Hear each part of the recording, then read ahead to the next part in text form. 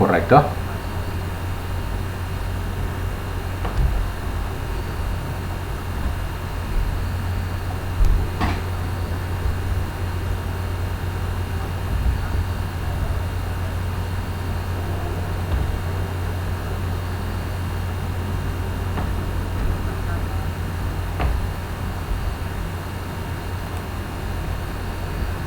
Cuando los hallazgos moleculares de la asociación entre la obesidad y el cáncer,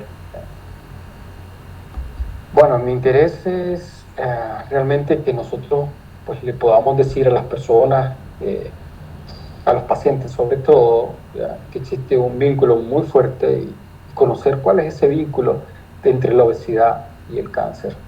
Este es el panorama de caracterizar la obesidad, describir un poco la fisiopatología del cáncer asociado a la obesidad y describir la epidemiología del cáncer asociado a la obesidad y algunas pues, recomendaciones no personales, sino recomendaciones de organismos internacionales como la Organización Mundial de la Salud o asociaciones contra el cáncer. Como nosotros sabemos, es necesario hacer 180 minutos de actividad física por semana, lo que equivale a 30 minutos de actividad física diariamente, de los cuales 5 minutos deben ser actividad física vigorosa, de moderada a vigorosa. Eso es lo mínimo, ¿verdad? Se miran mejores resultados en personas que tienen actividad física por encima de los 250 minutos o 300 minutos por semana. También es conocido por la mayoría de nosotros que dar más de 10.000 pasos al día son las recomendaciones para mantener un peso saludable y salir del sedentarismo. Hay personas que están hasta aquí, una persona hace ejercicio, probablemente no necesite dar 10.000 pasos al día. Lo importante es mantenerse activo. Y aquellas personas que dicen que son activas, que van aquí, que van al mercado, pero que no logran dar 10.000 pasos al día, pues hay que incentivarlos a hacer actividad física. Un parámetro muy importante es conocer el perímetro abdominal. Es aceptable, bueno, se ha asociado, la verdad, no es que sea aceptable, se ha asociado que en las mujeres la cintura abdominal debe andar por debajo de 80 centímetros según las recomendaciones de la Asociación Americana para la Diabetes. Sin embargo, en la mujer latina se acepta hasta que 4 centímetros más. En el hombre, una cintura menor de 90 centímetros es lo recomendable para disminuir los riesgos asociados a la obesidad. Esto es muy importante porque usualmente nosotros solo medimos la obesidad, y eso podemos hablar un poquito más adelante, con el índice de masa corporal y algunas cosas asociadas a esto, cuáles son los otros parámetros importantes para medir o evaluar la obesidad. Tenemos que recordar, hace algunos años, creo que el Nuevo Diario, cuando estaba presente, sacó un artículo donde hablaba. Pues, hablo del Nuevo Diario porque no tenemos estudios poblacionales grandísimos que puedan servirnos de base. Hablaba que el 49% de la población de Nicaragua tenía sobrepeso y pues ya se sabe que hay más de 13 tipos de cánceres asociados a la obesidad y que esto afecta principalmente al grupo etario entre los 50, 64 años y hasta los 75 años de edad. Bueno, si tienen alguna pregunta, yo creo que pueden hacerlo. O, la conferencia está para 30 minutos, podemos después conversar. Como les... Sí, perdón, el parámetro que más se utiliza es... No, la pregunta... ¿Todo bien? Sí, la pregunta es al final mejor, Sergio. Ok.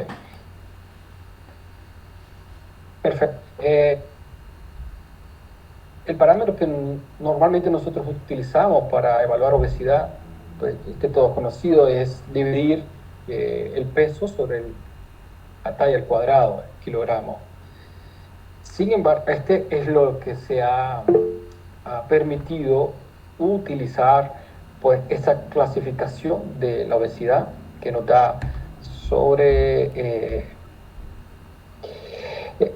lo que ya manejamos, que es peso normal, sobrepeso, obesidad grado 1, grado 2, grado 3 y obesidad mórbida. Sin embargo, tengo que recalcar que el índice de masa corporal solo mide corpulencia, o sea, no mide composición, sino el cuerpo del individuo. Un parámetro que nosotros, por lo menos es muy sencillo, y lo hago en mi práctica, es medir el índice cintura-pelvis. Las mujeres tienen una cintura menor que la del hombre, una cadera más ancha, por tanto ese índice debe ser, pues, más estrecho. Al dividir la cintura sobre la pelvis, ese índice debe andar entre 0.71 a 0.86, y en el hombre entre 0.78 a 0.94. Cuando un índice está mayor de 0.85 en la mujer o 0.94 en el hombre, aumenta el riesgo de desarrollar enfermedades cardiovasculares, síndrome metabólico, esteatosis hepática, que puede llevar hacia la fibrosis o a la cirrosis hepática. Como le decía, el índice de masa corporal, lo que va a medir es corpulencia. Estas tres personas pueden pesar lo mismo con facilidad, pero son personas totalmente diferentes. ¿Cuál es la diferencia? Por ejemplo, todos sabemos, Dwayne Johnson, La Roca, puede tener o algún grado de obesidad, pero está compuesto de músculos. El luchador de sumo, que es un atleta, la grasa del luchador de sumo está distribuida en todo su organismo, ¿ya? Y él hace ejercicios que no son aeróbicos, es fuerza, aunque sí ellos se entrenan también en aeróbicos, pero su cuerpo demanda alto consumo de carbohidratos, pero también ellos tienen una buena constitución de músculo.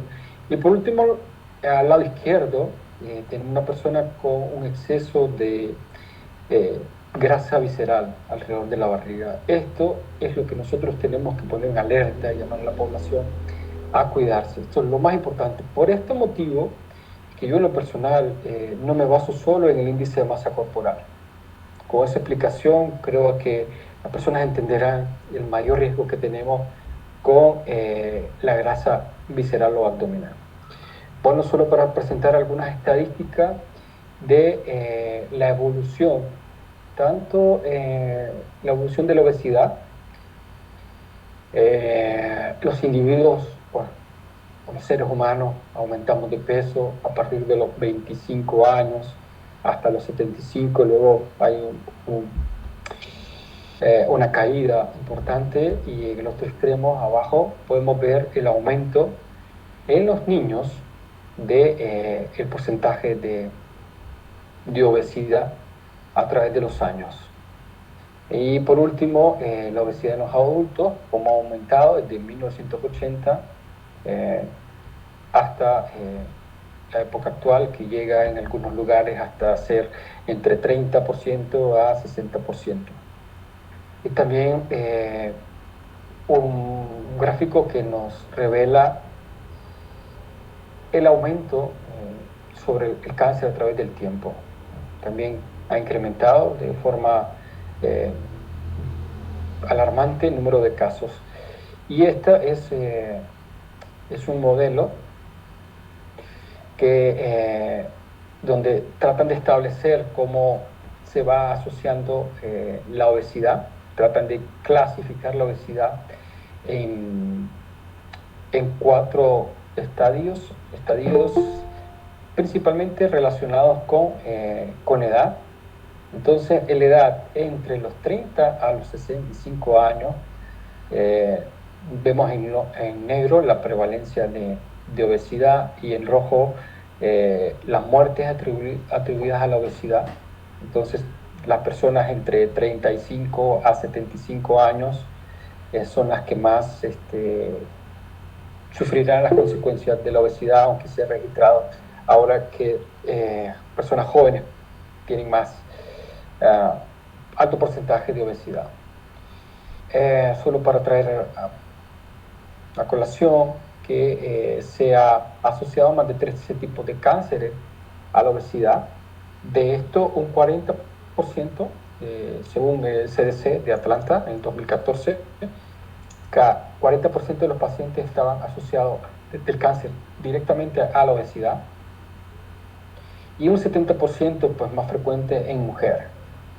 Y les repetía las edades que más afectan entre los 50 a los 64 años, donde se vio un incremento casi del 200% asociado a la obesidad, y en mayores de 65 años un 91%. Sobre los mecanismos fisiopatológicos y de la obesidad se destacan mecanismos ambientales, factores genéticos, con una desregulación del balance energético. Y una parte importante es conocer los tipos de grasa, los efectos anatómicos que hay, pues hay 4 tipos de grasa: la blanca, la rosada, una beige y una marrón, los efectos metabólicos y efectos psicológicos que vamos a ir abordando. En este trabajo muy importante publicado en New England, podemos observar las alteraciones asociadas a la adipositividad del individuo, desde el aumento de la síntesis de adipoquinas o adipocinas, al aumento en la producción de los lípidos, aumento de la actividad del sistema simpático. Esto es muy importante, tal vez más adelante podemos abordar un poco cómo el sistema simpático está disparado, ¿ya? Y esto está asociado con el estrés. En cambio, el sistema parasimpático pues, nos ayuda a relajarnos más. Aumento de la actividad del sistema renina-angiotensina-aldosterona y los mecanismos del estrés, en este caso el estrés fisiológico, todo para concluir que está asociado con el aumento de diabetes tipo 2. Aquí, en ese momento, se habla de hígado graso no alcohólico, que ahora el término ya ha cambiado. Se llama hígado graso asociado a síndrome metabólico, esteatopatitis, que es la forma inflamada del hígado graso asociado al síndrome metabólico, y una forma muy rápida que puede llevar a la fibrosis y a la cirrosis, enfermedades de las arterias coronarias, obstrucción de la apnea del sueño, osteoartritis, reflujo, etcétera, etcétera. Y todo esto pues, puede convergir en una falla congestiva cardíaca, stroke o a una falla renal. Es importante, aquí hablo de la falla o la enfermedad renal crónica, porque en Nicaragua la enfermedad renal crónica es la primera causa de invalidez. La segunda es la diabetes y sus complicaciones, y la tercera causa de invalidez en Nicaragua, según Mapa Salud, son las enfermedades relacionadas con la cirrosis o hepatopatía. Entonces todo está relacionado, como le había mencionado. Tenemos 4 tipos de adipocitos: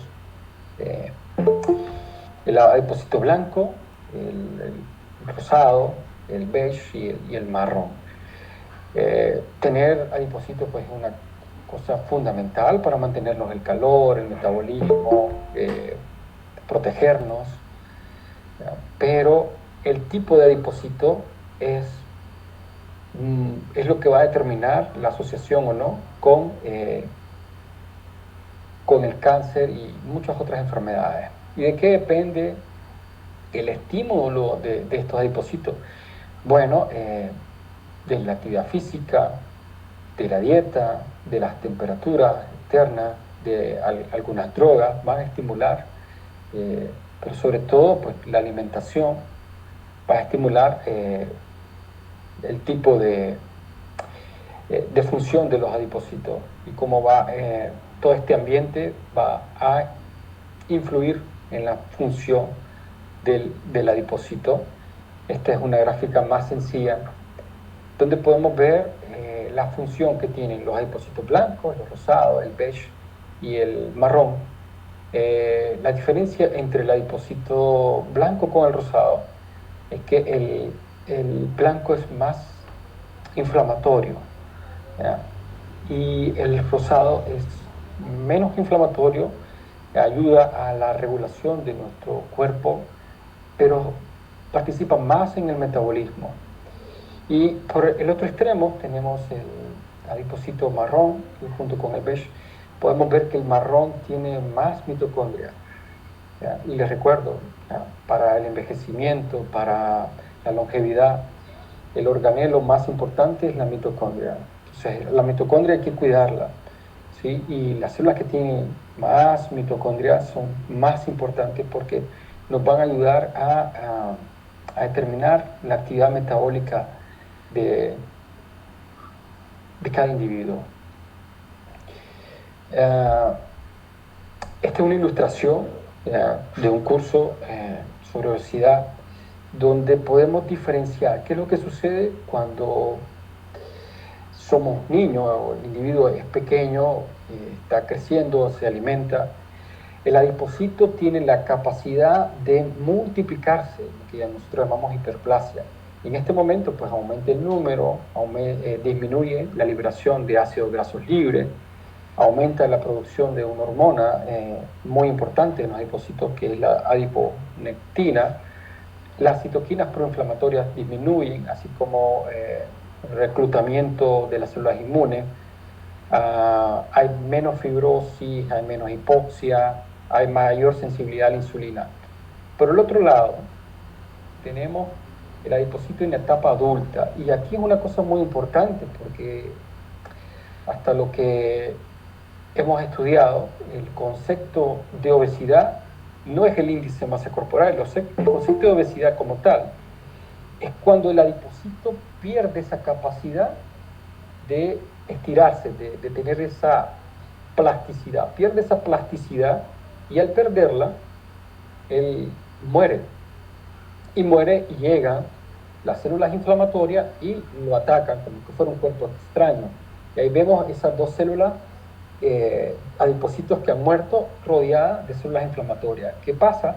Esto es lo que pasa en el adulto, cuando comenzamos a engordarnos, aumenta el tamaño de la célula, hay mayor liberación de ácidos grasos libres, la hormona de los adipocitos es la que disminuye la adiponectina y todos los mecanismos asociados a la inflamación, como la liberación de citocina, la reclutación de las células inmunes, aumenta la hipoxia, la fibrosis, y todo esto asociado a disminución de la sensibilidad a la insulina. Entonces, esto prácticamente es la definición de obesidad. ¿Y cómo vamos nosotros a saber cuando el individuo está en esta etapa, que es la etapa inflamatoria? Existen mecanismos muy prácticos que tienen que ser a través de por ejemplo, un ultrasonido. ¿Ya? Un hígado graso ya es un sinónimo de esa inflamación, o la resistencia a la insulina como tal, o los triglicéridos elevados. Ya todo esto son mecanismos compensatorios que nos van hablando de ese ataque que hay a los adipocitos. Bueno, se han descrito innumerables mecanismos asociados a la obesidad, solo para enumerarlos, porque tenemos en las fases, el cáncer, hay que recordarle que hay una fase de iniciación, una fase de inflamación del cáncer, y aquí están distribuidos, por ejemplo, en 3 cánceres que se han estudiado muy bien relacionados con la obesidad, como es el cáncer de mama, el cáncer colorectal y la carcinogénesis en el carcinoma hepatocelular. Y lo que vemos es que siempre tenemos factor de necrosis tumoral alfa, interleucina 6, que son inflamatorias, interleucina 8, hay disminución en la adiponectina, aumento de la leptina. Esto es como marcadores comunes en todos estos tipos de cánceres. Bueno, esto es de un artículo que revisé ahí justamente ayer sobre el rol que tienen, por ejemplo, los pioglitazonas de protección, ¿ya? Porque vamos a hablar también más adelante el rol que tiene la metformina y algunos fármacos que nosotros podríamos llamar como de quimioprevención, ¿ya? Donde ayudan a regular los niveles de glucosa y por tanto mejorar esa inflamación y disminuir el riesgo de cáncer en el individuo. Hablando un poco más sobre los mecanismos tumorales ya descritos, hemos encontrado que, o se describe, que hay uno, como le mencionaba, sobre el microambiente, la inflamación, el tejido adiposo blanco, la señalización hormonal mejorada, el estrés del retículo endoplásmico, la alteración extracelular, los adipocitos asociados al cáncer, el tejido adiposo blanco y el microbioma. Y por último, el microambiente inflamado. Si recuerdan aquella diapositiva donde hablábamos que el adipocito en la etapa adulta, cuando hay hiperplasia, él pierde la elasticidad o la plasticidad y él muere. Entonces, esto se ha descrito como el crown-like structure, como una estructura en forma de corona, y ahí lo podemos observar. Llegan los macrófagos y fagocitan al adipocito y forman una célula espuma, que es una célula que no tiene ninguna función. Y esto podemos observarlo porque el adipocito blanco, el tipo blanco, es el que más está sometido a la hipoxia, al estrés y a la muerte. Como en el ambiente y en el microambiente, pues habíamos hablado de innumerables marcadores, interleucinas, que se han asociado con el estímulo o la quimiotaxis de los neutrófilos para dirigirse a las células blancas. Aquí podemos observar de izquierda a derecha cómo aumentan el número de adipocitos, y a medida que aumenta el número de adipocitos, el crown-like structure o la estructura en forma de corona aumenta. Y al aumentar la estructura en forma de corona, aumenta en nuestro organismo el óxido nítrico, el factor de necrosis tumoral alfa, interleucina 6, interleucina 1 beta, 12.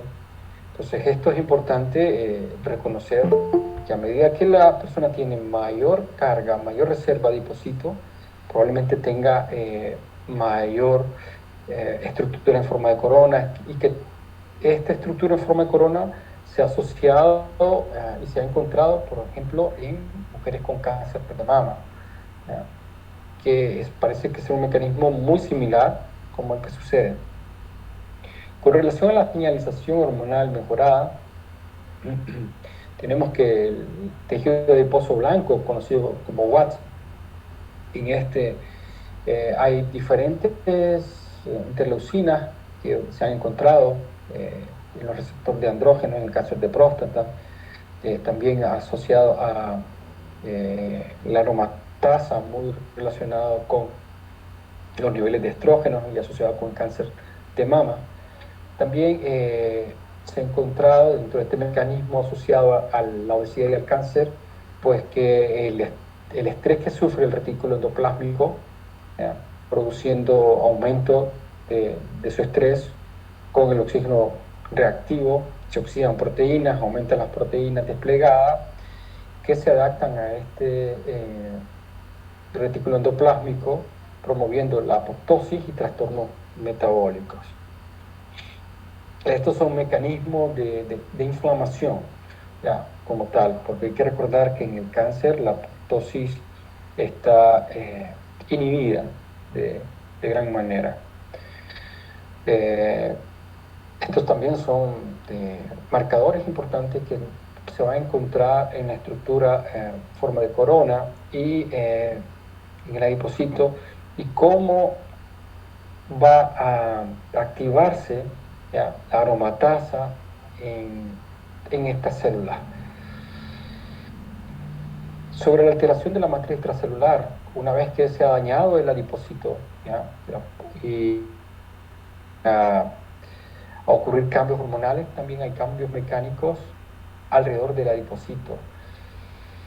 Los miofibroblastos, que son muy importantes en el tejido, esto le van a dar mayor rigidez y densidad, por ejemplo, a la glándula mamaria, ¿ya? Hay cambios secundarios a esta inflamación y algunos adipocitos que se han asociado directamente con el cáncer, está en el seno, con el cáncer de mama, ¿ya? Donde vemos que hay una invasión tumoral que promueve cambios morfológicos en estos adipocitos, principalmente en esa interfaz entre el tumor y el estroma. O sea, no se logra diferenciar a veces de una forma muy clara entre el tumor y el estroma normal de la mama, una mama con mucha adiposidad. Estos también están asociados y sé que adquieren un fenotipo similar al fibroblasto, que es un fenotipo de un estroma denso. También se han encontrado estos cambios, interleucina 6, interleucina 8, en el epiplón, asociados también al cáncer de ovario. Y este mismo mecanismo de quimiosina se ha encontrado también en el cáncer de próstata.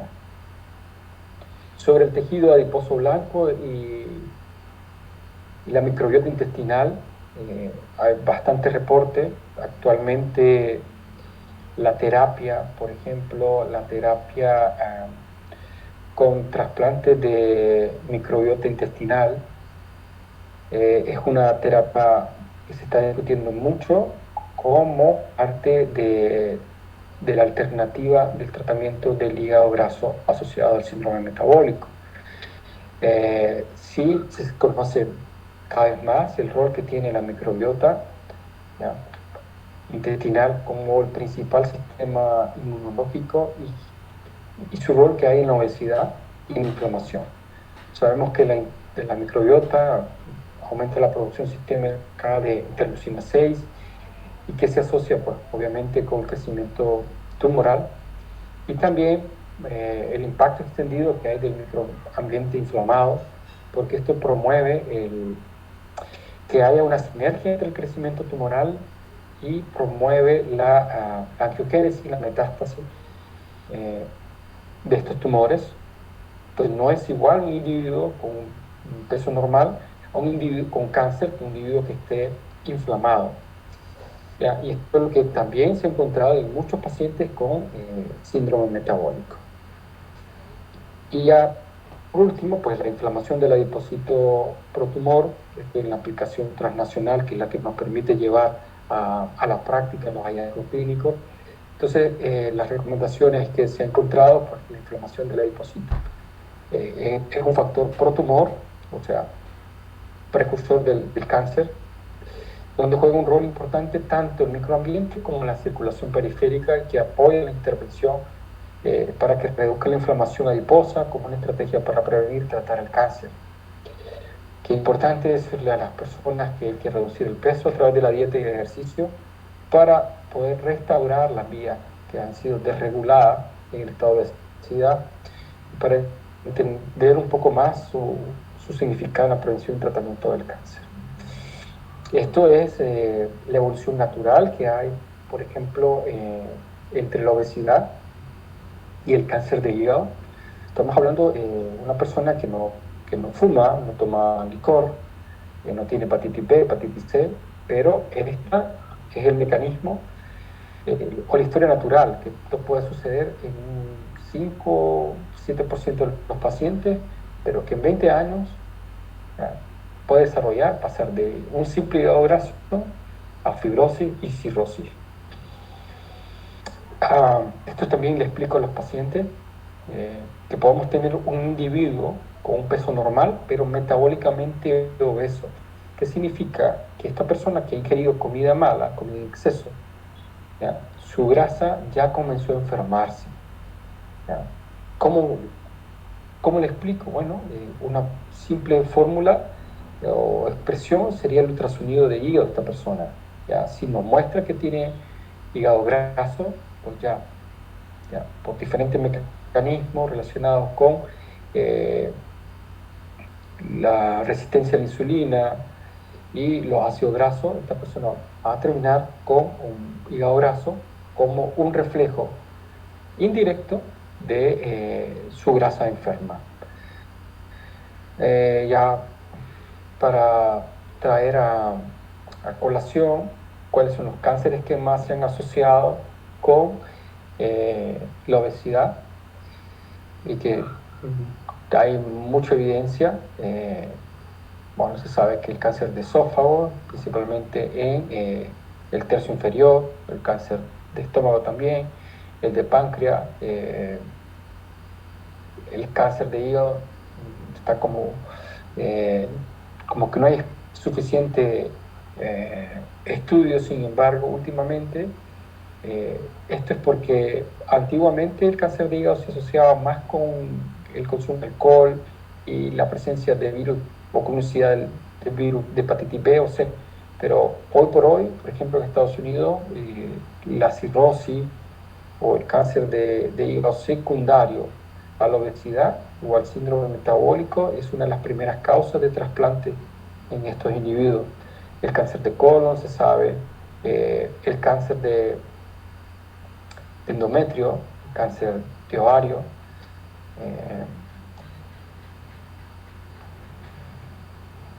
Bien,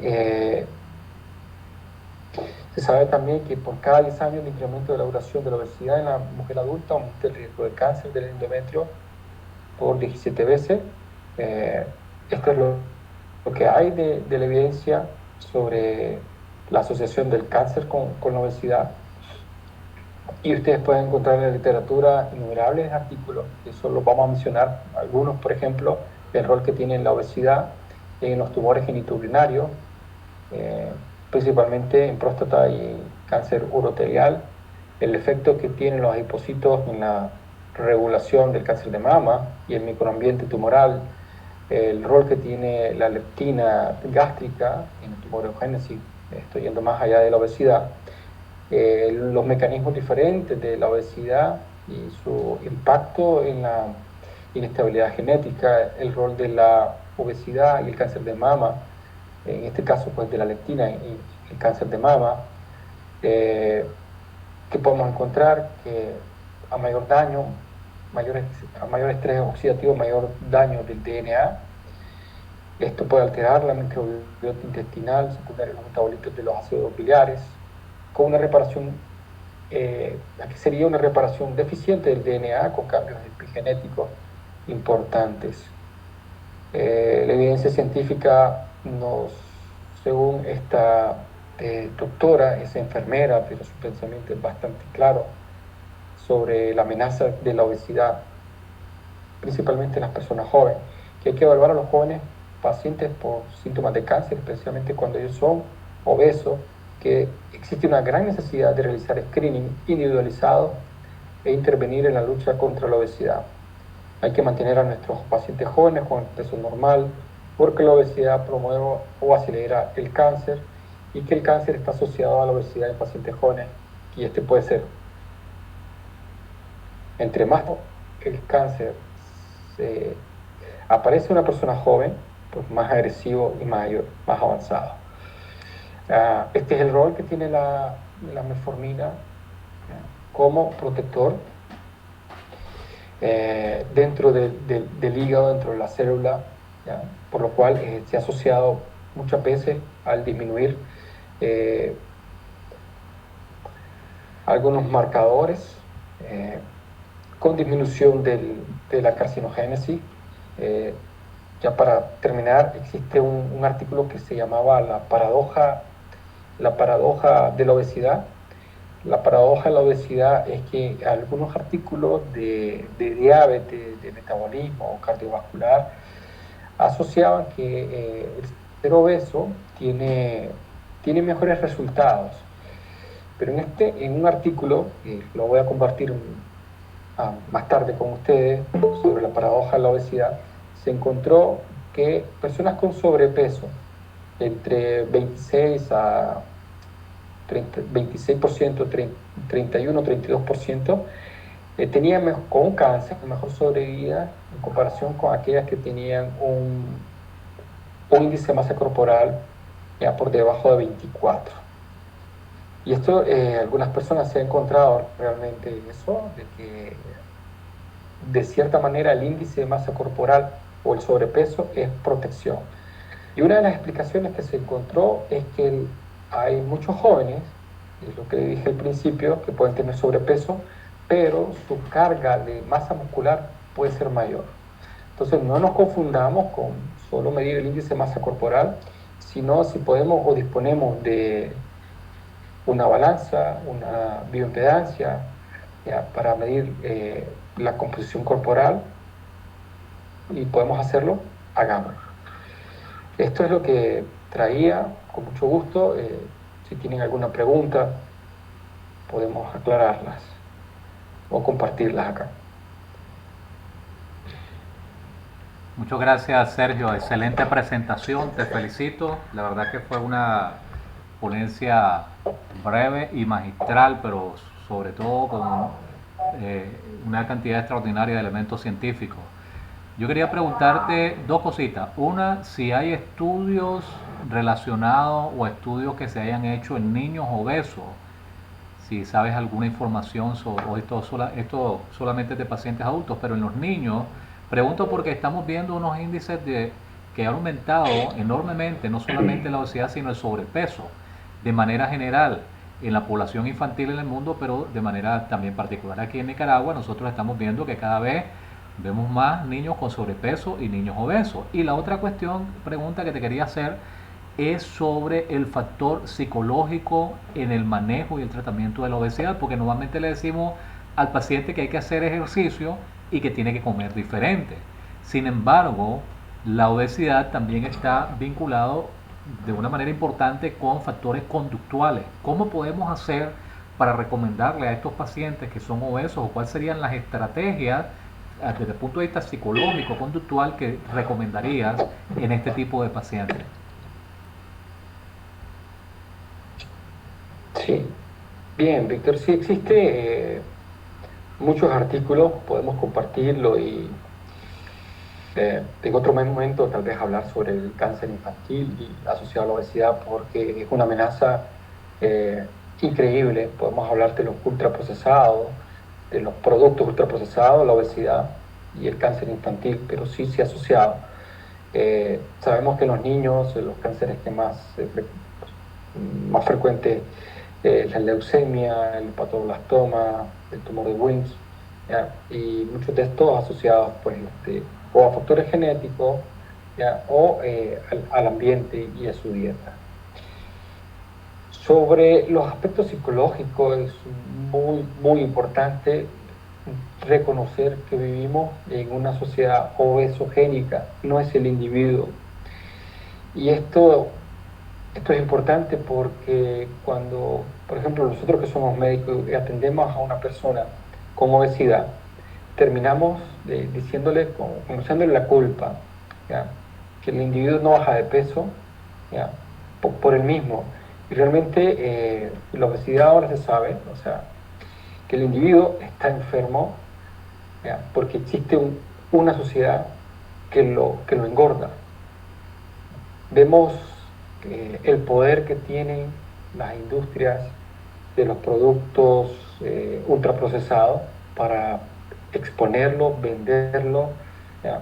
Lo podemos ver en los videos también que tú nos has compartido en el WhatsApp, en el grupo. ¿Qué es lo que yo hago en la consulta o cuando estoy atendiendo? Es importante, por ejemplo, decirle al individuo, yo estoy en contra de las dietas, pues, las dietas como tal, las dietas, porque psicológicamente afectan a las personas. Entonces, cuando vamos a atenderlos, tenemos que atenderlos con su familia o su pareja, su esposo, su esposa, novia, con su compañero de vida o con aquella persona que prepara los alimentos.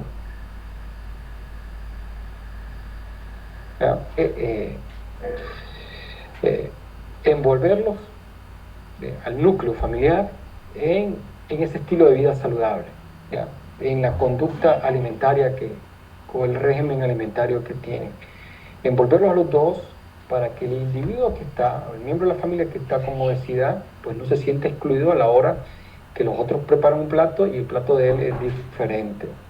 Porque psicológicamente eso afecta mucho.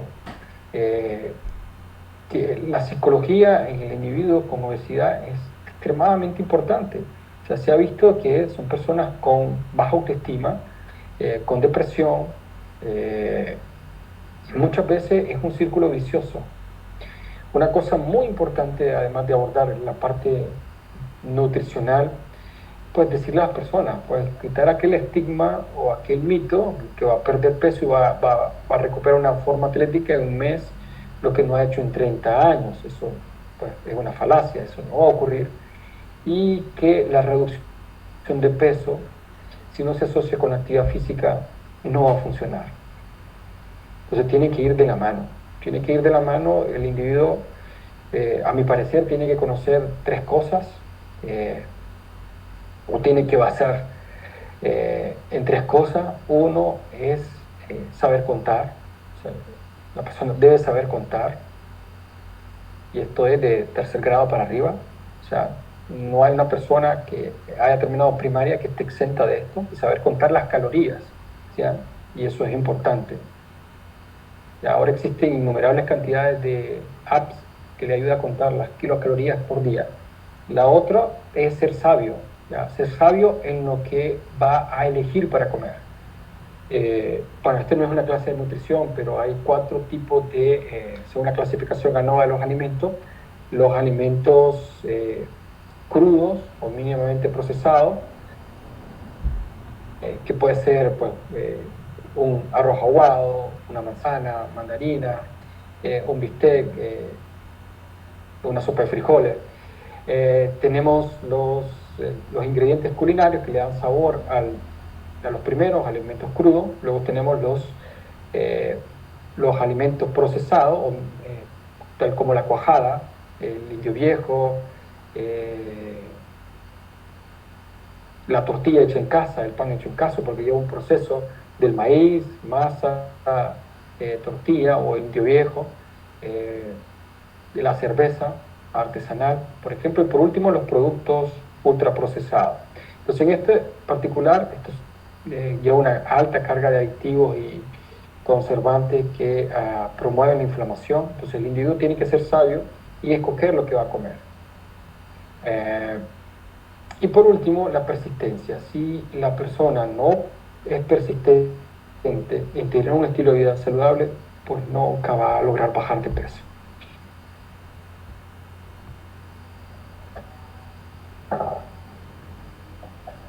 ¿Alguien más tiene alguna pregunta, algún comentario sobre la presentación del doctor López?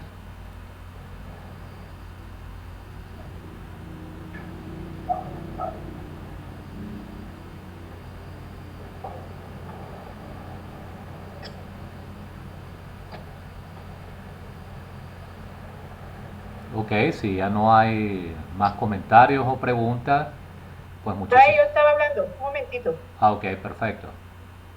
Gracias. Quería saber de qué manera el abordaje integral, ¿cuál es el equipo que debe, bueno, ya hemos oído la parte psicológica, cuál es el equipo que integralmente debe ver este paciente y cuáles, digamos, si se puede decir, serían las metas que se pueden ir esperando mes a mes? Si esto está determinado, ¿cómo puede ser? Gracias.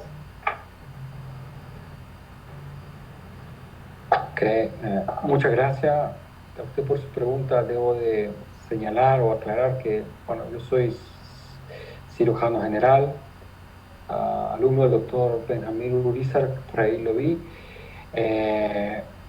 Soy cirujano oncólogo y tengo una maestría en hepatología. Entonces mi foco es pues, los pacientes con cáncer de hígado principalmente, vías biliares, páncreas.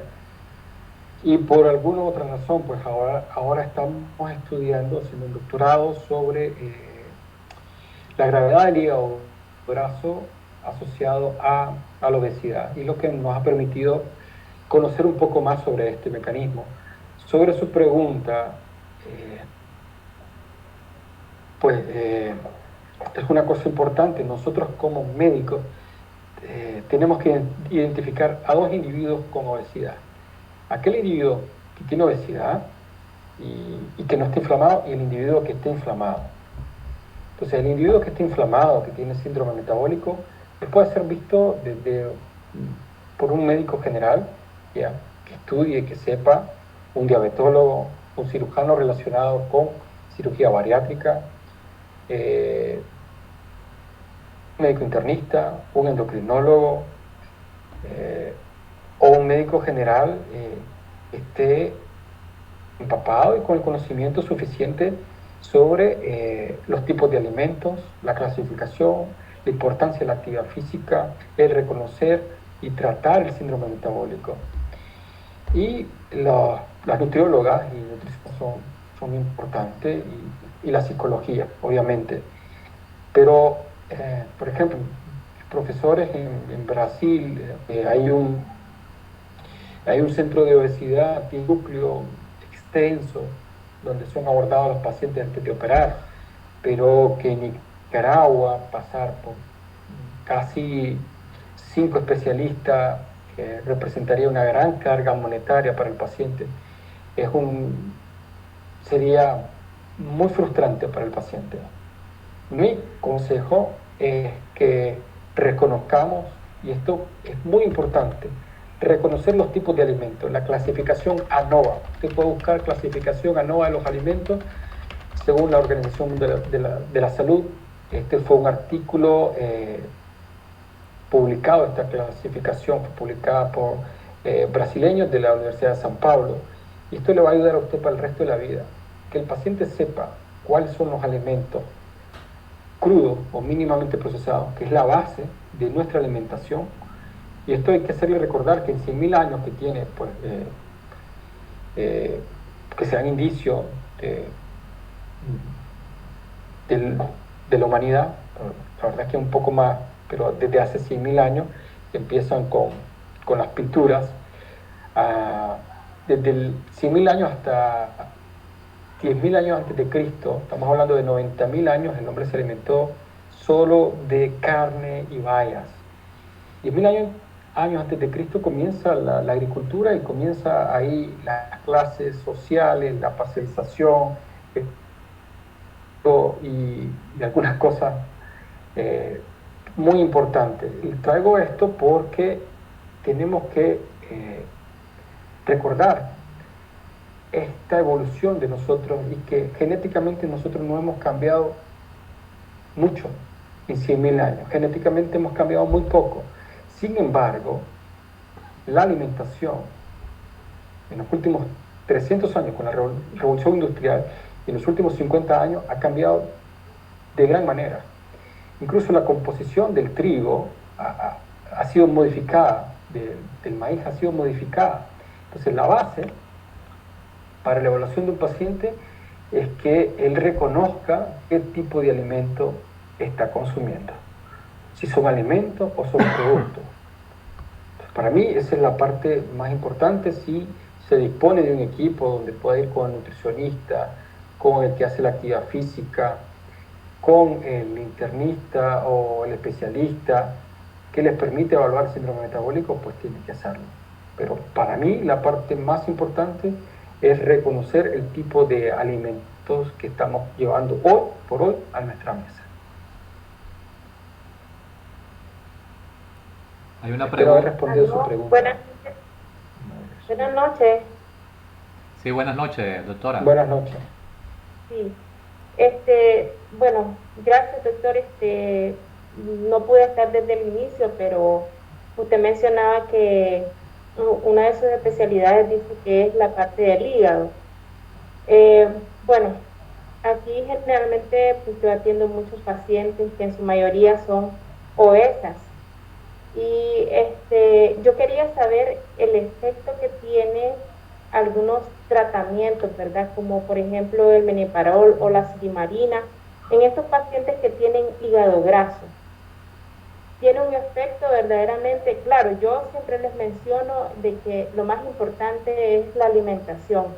Entonces quería saber pues su opinión con respecto a estos tipos de tratamientos. Sí, ya sé, la verdad. Según las guías, usted va a encontrar las guías europeas y americanas sobre el abordaje. Antes era hígado graso no alcohólico, ahora el término cambió a partir del año pasado, a final de 2019, que se llama hígado graso asociado a síndrome metabólico, que su sigla en inglés MAFLD, MAUS. La guía dice que el paciente debe perder más del 7% de su peso y cambiar su estilo de vida. El 70% del tratamiento es cambiar el estilo de vida del paciente, incluido la reducción del peso de más del 7% o el 10%. A esto hay cada vez más publicaciones sobre el rol que tiene la silimarina en el tratamiento del hígado graso. Y se ha visto que sí, la silimarina actúa, protege a una dosis alta, entre 500 a 1500 o 3000 miligramos por día. Y la vitamina E se ha asociado también con la disminución del estado inflamatorio, la vitamina C y recientemente la N-acetilcisteína, NAC, también se ha asociado.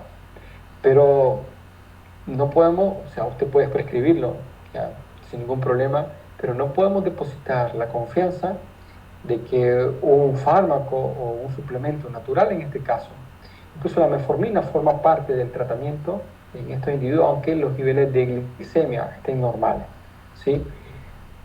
Pero hay que hacer énfasis en que tienen que bajar de peso. Si no baja de peso, a una razón, la autora anteriormente nos había preguntado, la razón para bajar de peso debe ser de 1 kilo por semana, más o menos. A una velocidad mayor puede incluso incrementar el riesgo de tener esteatohepatitis.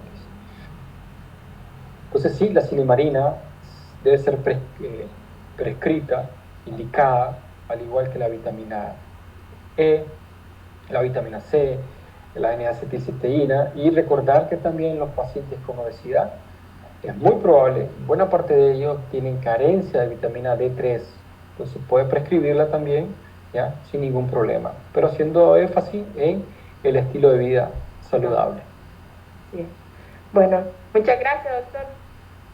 Hay una pregunta, Sergio, de Leonard Hernández, que dice: ¿qué procedimiento hacer si una persona tiene un índice de masa corporal de 24, pero mantiene resultados de triglicéridos siempre superiores a 270? Esa es la primera pregunta que hace Leonard. Y la segunda es: ¿cómo puedes hacer con un paciente que definitivamente no logra mejorar o continuar con la disminución del peso?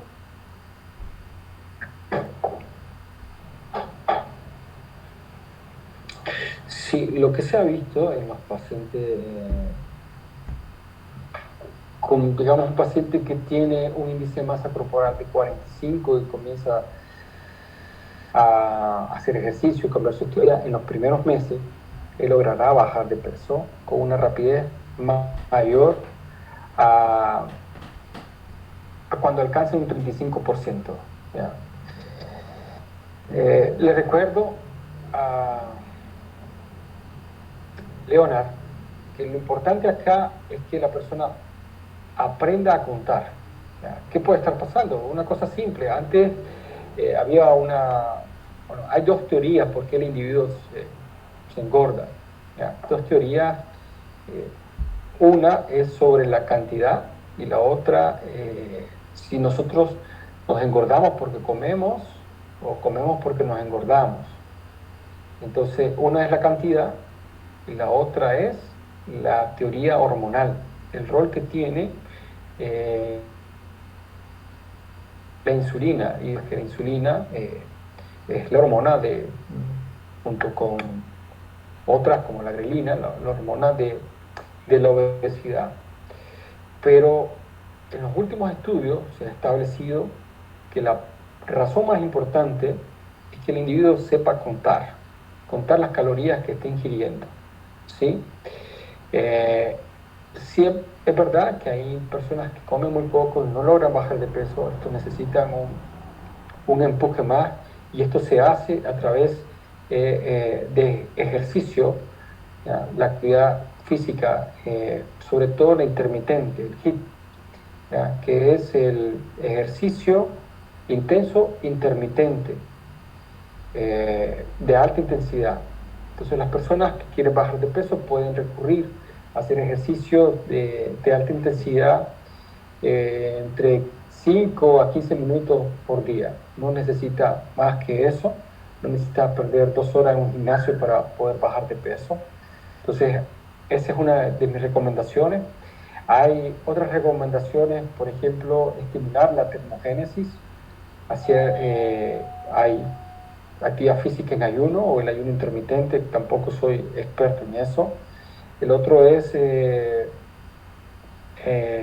hacer cambios de agua tibia de 20 segundos, bañarse o ducharse con agua tibia, y luego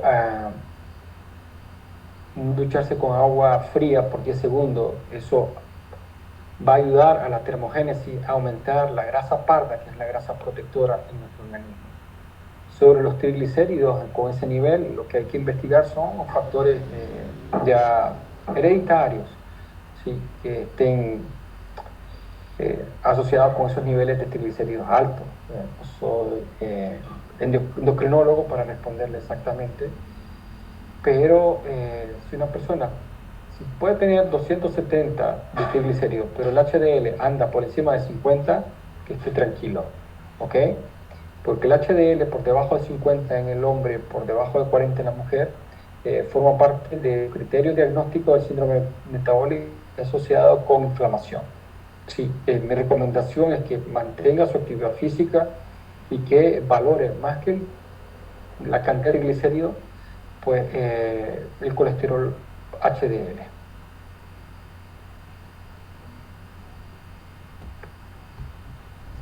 Si tiene alguna otra pregunta, Víctor, es importante. Hay muchas cosas que uno puede ir desmitificando sobre la obesidad, ¿sí? Pero hoy por hoy es una pandemia también y tenemos que echarle ganas. Así es, efectivamente, Sergio. Pues no hay, muchas gracias, dice Leonard. No hay más preguntas, no sé si alguien más quería hacer algún comentario, alguna otra pregunta.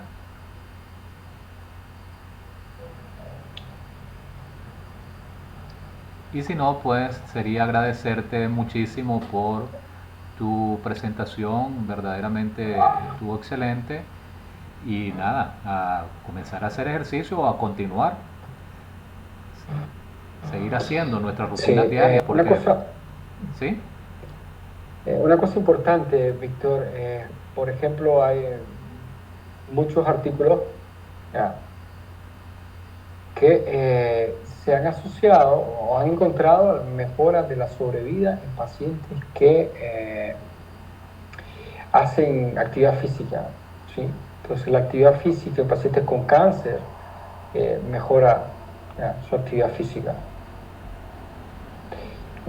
o mejora la sobrevida, perdón. Entonces podemos hablar más adelante. Espero que haya muchos más temas relacionados con la actividad física, ya que es lo que intentamos nosotros promover. Y para aquellos que tienen pacientes con cáncer, pues hay que decirle que hay que mantenerse activo. ¿Ok? Efectivamente, muchísimas gracias, Sergio. Nosotros como médicos tenemos un rol muy importante en la promoción de la actividad física, no solamente a través del mensaje teórico, sino también a través de la práctica y sobre todo enseñando con el ejemplo, que es la mejor manera de enseñar. Muchísimas gracias a todos por haber asistido. Yo sé que todos están recién llegando del trabajo y bueno, pero hicieron el espacio para poder estar aquí escuchando la conferencia magistral del doctor López Torres. Eso sería todo por el día de hoy. Muchísimas gracias y buenas noches. Gracias. Buenas noches, gracias. Buenas noches, gracias. Gracias, buenas noches. Buenas noches. Buenas noches, gracias. Gracias. Buenas Gracias. Buenas noches.